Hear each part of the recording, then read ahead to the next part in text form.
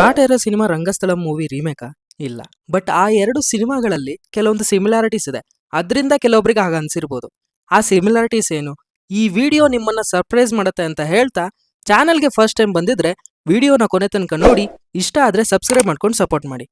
ಎರಡೂ ಕತೆ ಸೆಟ್ ಆಗಿರೋದು ರೂರಲ್ ಬ್ಯಾಕ್ಡ್ರಾಪ್ ಅಲ್ಲಿ. ಕಾಟೇರ 1970ಯಲ್ಲಿ ಸೆಟ್ ಆಗಿದ್ರೆ ರಂಗಸ್ಥಳಂ ಮೂವಿ 1980ಯಲ್ಲಿ ಸೆಟ್ ಆಗಿದೆ.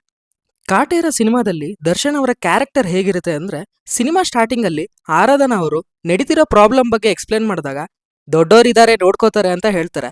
ಬಟ್ ಕತೆ ಮುಂದೆ ಹೋಗ್ತಾ ಹೋಗ್ತಾ ಇವರು ಆ ಎಲ್ಲಾ ವಿಚಾರಕ್ಕೂ ತಲೆ ಕೆಡಿಸ್ಕೊಂಡು ಜಮೀನ್ದಾರ್ಗೆ ವಿರುದ್ಧವಾಗಿ ನಿಂತ್ಕೋತಾರೆ. ರಂಗಸ್ಥಳಂ ಸಿನಿಮಾದಲ್ಲೂ ಕೂಡ ರಾಮ್ ಚರಣ್ ಅವರು ಪ್ರೆಸಿಡೆಂಟ್ ಕಡೆಯಿಂದ ದುಡ್ಡು ಇಸ್ಕೊಂಡು ಬರ್ತಾರೆ. ನಂತರ ನಡೆಯೋ ಸಿಚುವೇಶನ್ ಇಂದ ಇವರು ಕೂಡ ಪ್ರೆಸಿಡೆಂಟ್ಗೆ ವಿರುದ್ಧವಾಗಿ ಹೋಗ್ತಾರೆ. ಈ ಎರಡೂ ಸಿನಿಮಾದಲ್ಲೂ ಪ್ರೆಸಿಡೆಂಟ್ಗೆ ಆಗ್ಲಿ ಜಮೀನ್ದಾರ್ಗೆ ಆಗ್ಲಿ ಯಾಕೆ ನಮ್ಮ ಮೇನ್ ಕ್ಯಾರೆಕ್ಟರ್ಗಳು ವಿರುದ್ಧ ಹೋಗ್ತಾರೆ ಅಂದ್ರೆ, ಯಾವಾಗ ಸಮಸ್ಯೆ ಅವ್ರ ಮನೆ ತನಕ ಬರುತ್ತೋ ಇನ್ನು ನಾವು ಹಿಂಗಿದ್ರೆ ಆಗಲ್ಲ ಅಂತೇಳಿ ಎದ್ದು ನಿಲ್ತಾರೆ.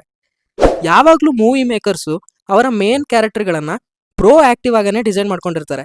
ಬಟ್ ಆ ಕಾನ್ಫ್ಲಿಕ್ಟ್ ಪಾಯಿಂಟ್ ಅನ್ನ ತರೋದಕ್ಕೆ ಸ್ವಲ್ಪ ಟೈಮ್ ತಗೋತಾರೆ. ಕಾಟೇರ ಸಿನಿಮಾದಲ್ಲೇ ಆಗ್ಲಿ ರಂಗಸ್ಥಳಂ ಸಿನಿಮಾದಲ್ಲೇ ಆಗ್ಲಿ ಕ್ಲೈಮ್ಯಾಕ್ಸ್ ಅಲ್ಲಿ ನಮ್ಮ ಮೇನ್ ಕ್ಯಾರೆಕ್ಟರ್ಗೆ ಹತ್ರ ಇರೋ ಕ್ಯಾರೆಕ್ಟರ್ ಪ್ರಾಣ ಹೋಗುತ್ತೆ. ಅದು ಹೇಗೆ ಅಂದ್ರೆ, ಕಾಟೇರ ಸಿನಿಮಾದಲ್ಲಿ ಒಂದು ಫೈಟ್ ನಂತರ ಈಗ ಏನೂ ಪ್ರಾಬ್ಲಮ್ ಇಲ್ಲ, ಮದ್ವೆಗೆ ರೆಡಿ ಆಗ್ಬೇಕು ಅಂತ ಬರ್ತಿರುವಾಗ ಈ ವಿಷಯ ಗೊತ್ತಾಗುತ್ತೆ.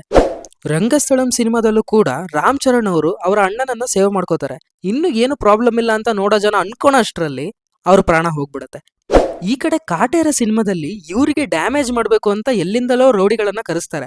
ಅಂಡ್ ರಂಗಸ್ಥಳಂ ಸಿನಿಮಾದಲ್ಲೂ ಕೂಡ ಅಷ್ಟೇ. ಬಟ್ ನಿಜವಾಗ್ಲೂ ಅಲ್ಲಿ ಡ್ಯಾಮೇಜ್ ಆಗೋದು ಬೇರೆ ಕ್ಯಾರೆಕ್ಟರ್ಗಳಿಂದ. ಇವರನ್ನ ಸಾಯಿಸ್ಬೇಕು ಅಂತ ಕರೆಸಿರೋ ರೌಡಿಗಳಿಂದ ಇವ್ರಿಗೆ ಏನ್ ಡ್ಯಾಮೇಜು ಆಗಲ್ಲ.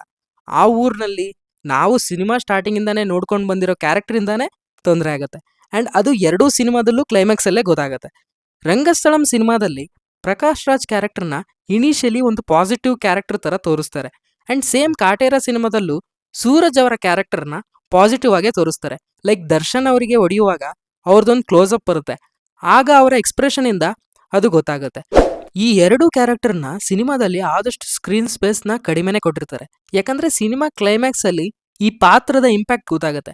ಸಿನಿಮಾ ಸ್ಟಾರ್ಟಿಂಗ್ ಇಂದನೂ ಜಾಸ್ತಿ ಈ ತರದ ಕ್ಯಾರೆಕ್ಟರ್ನ ತೋರಿಸ್ತಾ ಬಂದ್ರೆ ಗೆಸ್ ಮಾಡೋ ಚಾನ್ಸಸ್ ಜಾಸ್ತಿ ಇರುತ್ತೆ. ಆ ಕಾರಣಕ್ಕಾಗಿ ಡೈರೆಕ್ಟರ್ಸ್ಗಳು ಅವರಿಗೆ ಸಿನಿಮಾದ ಕಥೆಯಲ್ಲಿ ಸ್ಕ್ರೀನ್ ಸ್ಪೇಸ್ ಕಮ್ಮಿ ಕೊಟ್ಟು ಕ್ಲೈಮ್ಯಾಕ್ಸ್ ಅಲ್ಲಿ ಹೈ ಇಂಪ್ಯಾಕ್ಟ್ ಕ್ರಿಯೇಟ್ ಮಾಡ್ತಾರೇನೋ ಅಂತ ಅನ್ಸುತ್ತೆ. ಆಲ್ರೆಡಿ ಸಿನಿಮಾದಲ್ಲಿ ಯಾರು ಸ್ಟ್ರಾಂಗ್ ವಿಲನ್ ಅಂತ ಎಸ್ಟಾಬ್ಲಿಷ್ ಆಗ್ಬಿಟ್ಟಿರುತ್ತೆ. ಆಗ ಬೇರೊಂದು ಕ್ಯಾರೆಕ್ಟರ್ ಇಂದ ಆಗಿರೋ ಡ್ಯಾಮೇಜ್ ನ ಕ್ಲೈಮ್ಯಾಕ್ಸ್ ಅಲ್ಲಿ ತೋರಿಸಿದಾಗ ಒಂದೊಳ್ಳೆ ಸಸ್ಪೆನ್ಸ್ ರಿವೀಲ್ ಆದಂಗೆ ಆಗತ್ತೆ. ಅಂಡ್ ಅದು ಈ ಎರಡೂ ಸಿನಿಮಾದಲ್ಲೂ ಆಗತ್ತೆ. ಕಾಟೇರ ಸಿನಿಮಾದಲ್ಲಿ ಒಂದು ಸೀನ್ ಇದೆ. ಆ ಸೀನ್ ಅಲ್ಲಿ ವಿನೋದ್ ಅವರು ಮಚ್ ಹಿಡ್ಕೊಂಡಿರ್ತಾರೆ. ಆ ಮಚ್ಚಿನಿಂದ ದರ್ಶನ್ ಅವರು ಬರೋದನ್ನ ಕ್ಯಾಪ್ಚರ್ ಮಾಡ್ತಾರೆ. ಸೇಮ್ ರಂಗಸ್ಥಳಂ ಸಿನಿಮಾದಲ್ಲೂ ಕೂಡ ಜಗಪತಿ ಬಾಬು ಅವರು ಕನ್ನಡಿ ಹಿಡ್ಕೊಂಡಿರ್ತಾರೆ. ಆ ಕನ್ನಡಿಯಿಂದ ರಾಮ್ ಚರಣ್ ಅವರು ಬರೋದನ್ನ ತೋರಿಸ್ತಾರೆ. ಇದಿಷ್ಟು ನನಗೆ ಕಾಟೇರ ಮತ್ತು ರಂಗಸ್ಥಳಂ ಸಿನಿಮಾ ನೋಡಿ ಅನ್ಸಿದ್ದು. ಸಿಮಿಲಾರಿಟೀಸ್ ಇದೆ, ಹಂಗಂತ ರಂಗಸ್ಥಳಂ ಸಿನಿಮಾ ನೋಡೇ ಮಾಡಿದ್ದಾರೆ ಅಂತ ನಾನು ಹೇಳ್ತಿಲ್ಲ. ಈ ತರ ವಿಷಯವನ್ನ ಯೂಸ್ ಮಾಡ್ಕೊಂಡು ಫಿಲ್ಮ್ ಮೇಕಿಂಗ್ ವಿಧಾನನ ಹೇಳ್ಬೋದು ಅಂತ ಅನಿಸ್ತು. ಹಾಗಾಗಿ ಈ ವಿಡಿಯೋ ಮಾಡಿದ್ದೀನಿ. ನಿಮ್ಗೇನಾದ್ರೂ ಕಂಟೆಂಟ್ ಇಷ್ಟ ಆದ್ರೆ ಸಬ್ಸ್ಕ್ರೈಬ್ ಮಾಡ್ಕೊಂಡು ಸಪೋರ್ಟ್ ಮಾಡಿ. Thank you.